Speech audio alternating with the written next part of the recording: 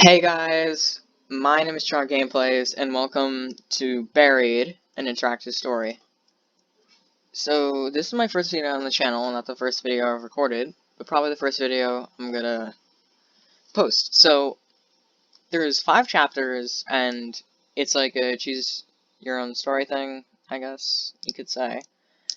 And yeah, the plot will change on the choices that I make, and yeah. So, enjoy, and choose wisely. So I saw Markiplier play this game, and it's really good. So put on headphones, well, play this story. So put on headphones, the pictures and the music is really good. I open my eyes, and the first thing I want to do is scream. I'm flat on my back, and everything seems to hurt. The trees overhead look familiar. It's a clear night sky, almost beautiful. Except for the fact that this means I've been out cold for at least 6 hours. But there's something wrong. I don't remember what, but something happened, and my head, oh my god, my head hurts. And a ring in my ears. Was there an accident? An explosion, I think? I remember Dennis screaming, but after that, I can't remember. As I sit up, I notice that my hard hat has been thrown off. I look around the area, but it's not there. It feels strange to go anywhere without my hard hat, but I've got to find the other members of the crew that could be in danger. So I think I'm going to search for the hard hat, because, I mean, it probably won't take that long. I could probably find my friends after, I don't know. I get up on shaky legs and I look around for a moment. A few nearby trees look to be splintered and broken at the base recently. They certainly weren't like this earlier. Searching for the hard hat feels normal, but it makes me feel like maybe there isn't something wrong here. Maybe I see behind a falling log, but about 10 feet away from me, how it was thrown so far beyond me. Driven by nothing more than habit, I walk over to it, pick it up, and place it on my head. Next, I walk over to the center of the logging site, and I don't like what I see. Oh my god, that's bad. The logging site looks like a bomb was detonated right in the center. I don't know where to start. The one load we had managed to stack on the truck for the day is overturned. The trailer bent and the logs hanging off the back. Where the hell is everyone? My head is killing me and this ringing in my ears. I can't hear anything. Not birds, not my footsteps, nothing. It makes me wonder if I hit my head after my hard hat flew off. I run through a quick mental checklist to make sure my brain is still working. My name is Roger Hastings. I'm 41 years old. The year is 2017. I own a small logging company, and we've been logging in this strip of Kentucky woodland for almost a month now. Okay, so my brain works. That's a relief, but I also think it makes me fearful, because something is certainly not right here. I look around the logging site, my mind trying to figure out what happened. Just about every piece of equipment has been overturned or tilted.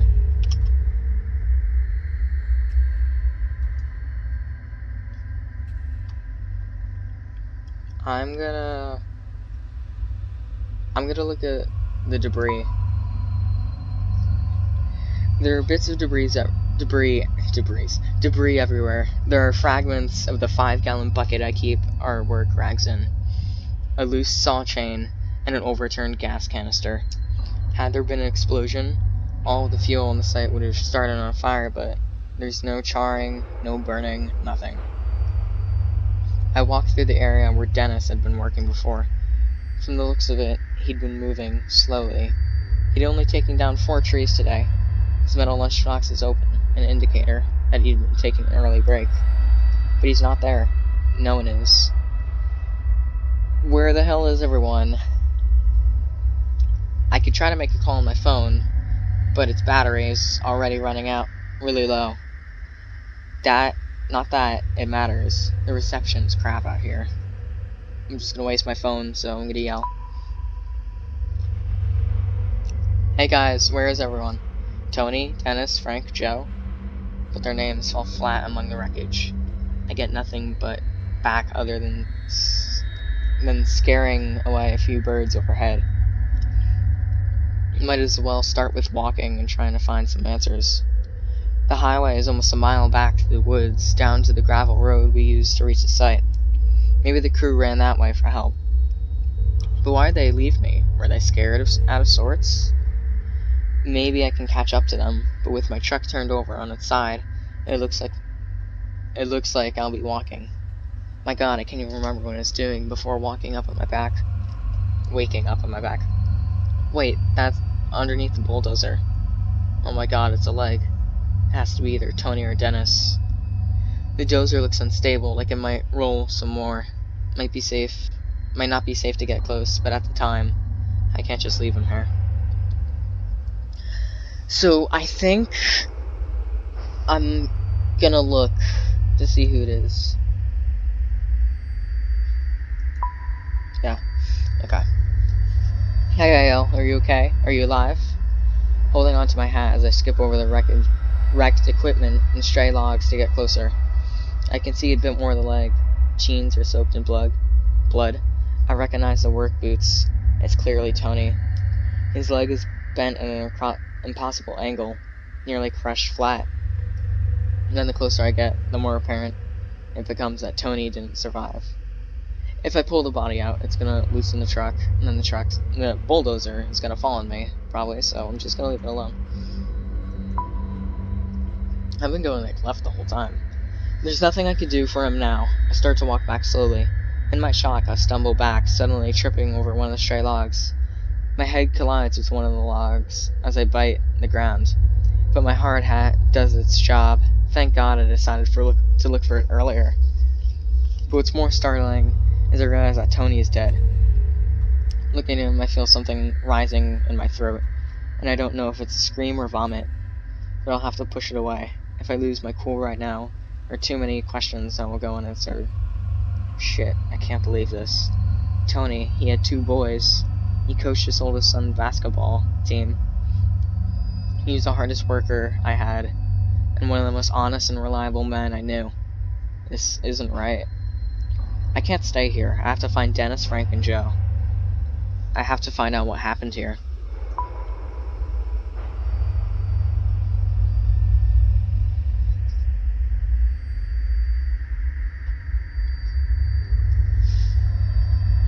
As I walk through the stacks of the logs from the last week or so, everything feels frozen.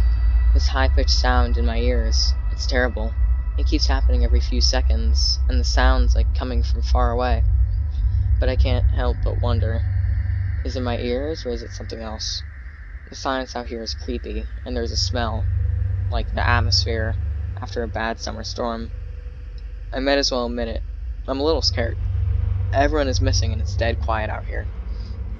There doesn't seem to even be a breeze to rustle the leaves and branches. My right knee hurts like hell. My head was hurting so bad before that I've ever even noticed the pain in my knee. I must have heard it during the what? Accident? Or... Wait, is that Dennis? I see him sitting on the ground, motionless, about 30 feet away. I'm gonna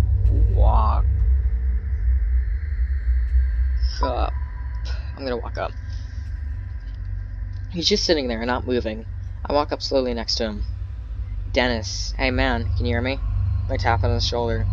He looks at me from the ground, clearly coming out of a daze. Yeah, Roger, I hear you, he says. Dennis is built like a wrestler and he has a tough personality to match, but in this moment he looks disoriented and even a little bit anxious. Though I'm glad to see him, the fear on his usually confident face is alarming. What the hell happened? What's going on? He asks. I don't know if it's an explosion. We say the crew's missing. Missing, Dennis says? Where do you think they went? I'm not sure, I say, but it's pretty freaked me out. Something's not right here. Still sitting on the ground, he looks around the woods, as if he's now understanding the severity of the situation. The equipment was overturned, the dozers too, I say, shifting my hard hat, wiping my forehead. You okay? I ask him. Yeah, I just shaken up. Me too. This might be the most intimate conversation Dennis and I have ever had. While he and I have always been on good terms, we've never been particularly close. I've always respected him, though. Sure, he's come to work a few times looking like he'd been in a bar fight the night before, but I also see him as an enthusiastic impression of a dinosaur as he well played with Tony's kids while they waited for their dad to finish up his shift. It's then that it hit me. Dennis and Tony were good friends. I'm not sure what I want to rattle him with news of Tony's death right now. Not before we know what's going on. But he has a right to know. I'm going to mention Tony. He deserves to know. Because if I told him later, he would be mad at me. And he just deserves to know. You're upfront with Dennis about Tony. Dennis's eyes fixate on me, startled. He was crushed under the dozer, I say. Dennis paused for a moment, like he's trying to understand what I said. His eyes narrow and his bottom lip quivers. Shit, he says. And I can tell that he is fighting back the tears. He and Tony had been tight, almost like brothers. Hey, he adds quickly, as if trying to escape the reality of Tony's death. Did you see that light? No, I say. What did you see? I don't even know, Roger, he says. It was like the flare of a white light. It came right up out of the ground like an explosion. So there was an explosion, I say. Maybe it was just some equipment, or... This is no equipment, Dennis interrupts, agitated. This huge ball of light came right out of the damn ground. Where did it look like? Because it couldn't have gone... It might have not gone anywhere. It might have just came out and exploded.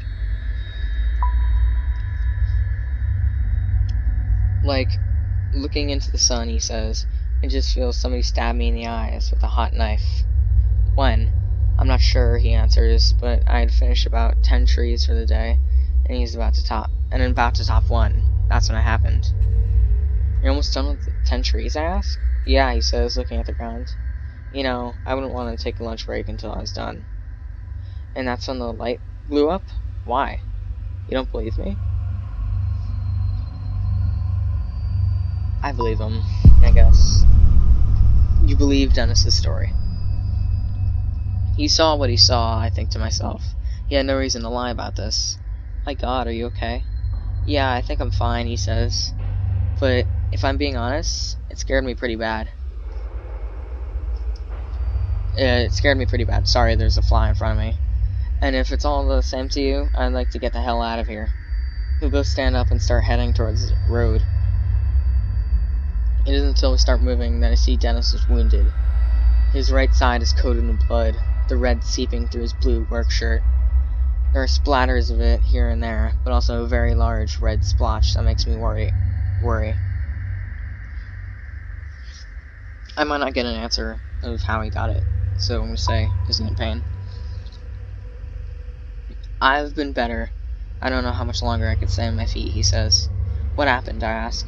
I'm not sure, Dennis replies. I must have gotten thrown or hurt somehow from that light. It's then I notice that the strange ringing noise is still filling the air. Hey, I say, stopping. Do you hear that high-pitched ringing noise every once in a while? Dennis looks scared when I ask him this question, and he just nods. I thought it was just me, he says. He looks out of sorts and uncertain. I've never seen him like this before. It's obvious that he's looking for some reassurance, even though I'm his boss. There's something very unnerving about this. I'm gonna reassure him. Let's be realistic, I tell myself. I might as well try to be empathetic. Out here in the middle of these woods, the ring could be anything. Maybe a car alarm through the woods or something. Still, even my passive comment seemed to have reassured Dennis. He looks a bit calmer, more relaxed. You both start moving forward and don't say another word. Did you try to call Frankie? Dennis asked. I know he had a cell on him today. Not yet, luckily. I still have some battery left. I pull out my cell and call Frank. Happy I didn't make that call to Dennis earlier. It rings, but he doesn't pick up. But then I hear his phone go off behind the stack of logs. Dennis and I gave each other a look, and then the phone goes to voicemail and I hang up. And we walk behind the logs to find Frankie's phone on the ground, abandoned. We look around for Frank, but find nothing, not a single trace. It's then when I notice something really odd. A 10-foot wide hole in the ground, right near where the phone was. But there's no stray piles of removed dirt or rocks. It's clean, smoothly dug, cutting into the earth. Wide, but only a few feet deep. It looks unnatural, like the ground was just deleted. No shovels or diggers used. Dennis walks over to it. This looks like the same kind of hole where I saw that light come out of the ground, he muses to himself. I say nothing. My mind is spinning, but I don't know what to think. We need to get out of here, Dennis mutters. At that moment, that ringing noise carries through the forest again, sending a shiver down my spine. Dennis is right. There's something strange going on, and we might not be safe here. But that ringing sound could be a clue to where the rest of my crew went. I'm going lefty again, and I'm checking out the sound.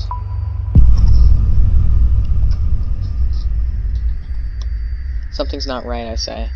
And if there's a mechanical noise like that, you think someone's out here? He asks. Maybe. I think we should at least check it out. They might be able to help. Yeah, you go right ahead, he says with a grin. I'll be here waiting for you. Better hurry, though. Dennis doesn't look like he's in the best shape to be trouncing around the forest, but we need some answers right away, too. I'm gonna bring with him, he can't just stay here. I know he's hurt, but he has to come. No, you're coming with me. I bend over and hoist him up against my shoulder. He resists barely, and then he's looking at me like he's terrified of me now, making a moan in his throat. We start moving through the woods quickly, with no idea where the rest of the crew is. Every tree out here looks exactly the same. I grew up in the country and can find my way around the forest without much of a problem, but I'm feeling dizzy. I'm leaning against a tree when I see something that has no business being out here. Our logging crew had been out here for 3 weeks and had never seen it before. I'm leaning against a tree when I see something.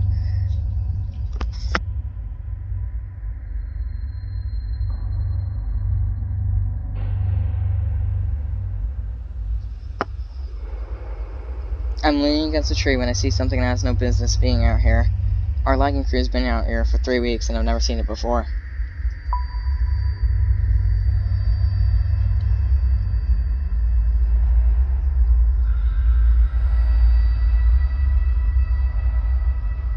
It's a small building, sort of like a mixture of a shack and a bunker. It looks to be made of concrete, but moss, weeds, and plain old erosion also make it look sort of mystical. It looks like something out of a demented version of a medieval fantasy movie. What the hell is this? Dennis asks. I have no idea. I don't. You purchased this land, right, boss? Dennis asks. Didn't you survey it? I certainly did, I say, getting a little defensive, but this wasn't here. You don't think the others maybe went in here? He asks nervously. Why'd they do that, I ask. I don't know, but they aren't out here.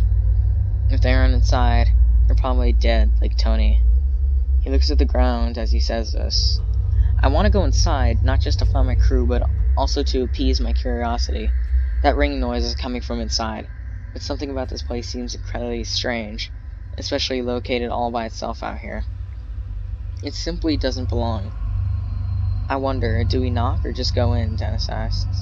I can tell he's trying to make a joke, but it falls flat. I'm starting to think humor is a defensive mechanism for his fear. We both look ahead for a moment and realize what we're about to do, and start forward. We get no more than 3 feet closer, and Dennis wobbles. I'll steady him. What? Oh, okay. I reach out quickly, straining my injured knee. I barely make it in time, grabbing him under his arms, keeping him from hitting the ground. I'm okay, he said. Just, can you help me walk for a little while? Just to help me inside, please. I can't deny him his request. I've never seen him this weak, and it's a little uncomfortable to see. It makes me glad I decided to keep him with me. I help Dennis into this weird little building. The front door opens easily, even when there's clearly a lock in it. Maybe the lock was supposed to keep someone in. It's hard to tell. I still hear that ringing noise, but it's definitely coming from in here. Stretching out in front of me is a small interior to match the outside. The building is totally empty. There's a concrete floor and dingy, featureless walls. There's no windows, giving the place an even more isolated feel. Still, we hear the ringing noise coming from somewhere in here. It's louder now, more prominent. The interior seems confined at first, but a small set of concrete steps leads about 5 feet down, revealing a corridor.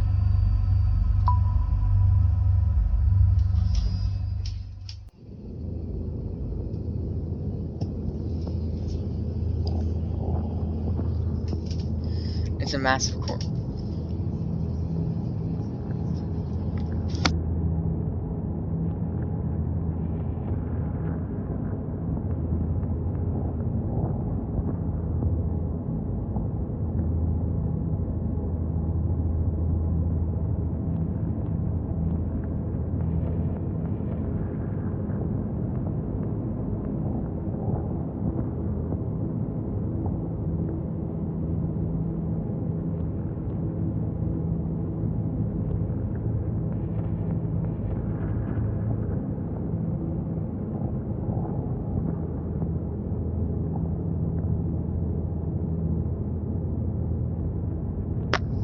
It's a massive corridor. In fact, I'm in some kind of building underground. It seems to go on forever. This corridor is mostly dark, with emergency lights every 10 feet or so. I assume we're now underground because the corridor extends far beyond the walls of the building we entered. I realize that someone might not appreciate finding us here. Tiptoe quietly. I feel like a ghost, like I truly have no business being here. Dennis leans on me for support. We move slowly, our feet not making a sound. If anyone is in here, I want to make sure they don't hear us. We tiptoe forward as softly as we can. As I carry Dennis to the far end of this otherwise featureless place, I see a flight of concrete stairs leading down. I have to set Dennis down on the floor. His weight is killing me. Dennis, are you okay? Stop worrying, man, he says. I'll be okay.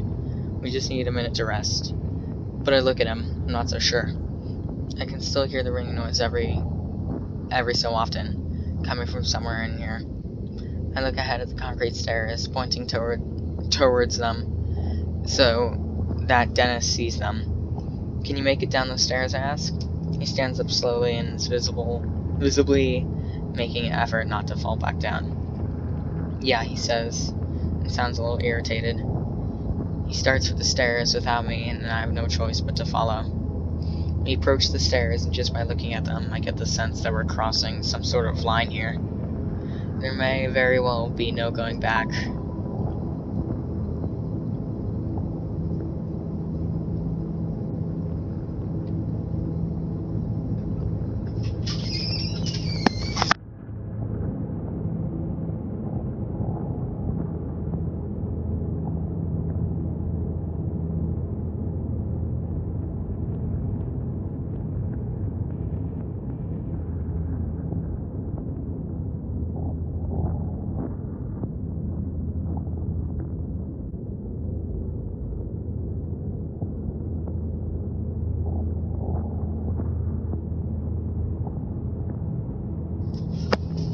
As I head down the stairs, I notice that they look aged. That damned ringing noise is somewhere below, louder than ever. I feel like I'm walking down into the cellar of a haunted house. That light becoming scarce as the stairs take a slight turn. I can feel the temperature drop. Dennis makes it a few steps down before he's leaning on the wall. He's breathing like he just finished a marathon. I'm going to pause, because he needs it. Let's take a break, I say, putting my hands forward on his shoulder to keep steady with him. Dennis lets out a sigh. Thanks, I don't feel too great, boss. As we go squat down the stair, my mind seems to lock into the unknown fate of the rest of the crew. Frank is married, and I've met his wife a few times. A nice woman with a huge laugh. My heart sags a bit when I realize that I might never again get to hear him belting out classic rock tunes during the lunch break. Joe, well, I don't know too much about him. He's 22 years old and is considering community college. His folks are deadbeats, so he has been providing for himself since the age of 16 or so. Maybe I can still find them and still get to hear Frank singing in his deep baritone voice after a few too many drinks. After a few moments, Dennis says, "Alright, let's keep going." We both stand up, leaning, and I have to make Dennis stay behind me. I stick my foot out in search of the next step. I can't help feeling like a child as a very powerful fear seizes me. I'm expecting a monster to reach out of the darkness, slicing into my throat. After what feels like forever, we come to the bottom of the stairs. We're closer to that ringing now. A door sits securely in the wall and looks just out of place down here as I feel. A sliver of light seeps through, illuminating the area. The door has what looks like a panel with lots of labels and lights. Small embossed print above the panel says Level 1 Entrance Gate, Transport Sector. I'm not just gonna push a button. That'd just be stupid. The panel looks like a diagnostic or alert system of some kind. Each label meant to communicate some kind of status. Lockdown engaged, experiment in progress, shutdown engaged. Those all appear to be off, but one of the phrases slowly blinking red light next to it. The only power light in this whole thing. Abnormal entity breach. What the hell? I slowly push the door open when Dennis suddenly steps in front of me, taking the lead. "Let's go," he says. "I want to find out what the hell this place is." As Dennis walks through, that ringing or beeping or whatever, it's getting a little louder. The door closes behind us with a click, but I can't help notice the wobble of Dennis's step as he lets out a grunt. "You sure you're healthy enough to keep going?" I ask. "It doesn't matter. I don't want to be in the woods right now." He seems scared. Something I've never seen before. Angry? Upset? Yes. But Dennis is never scared.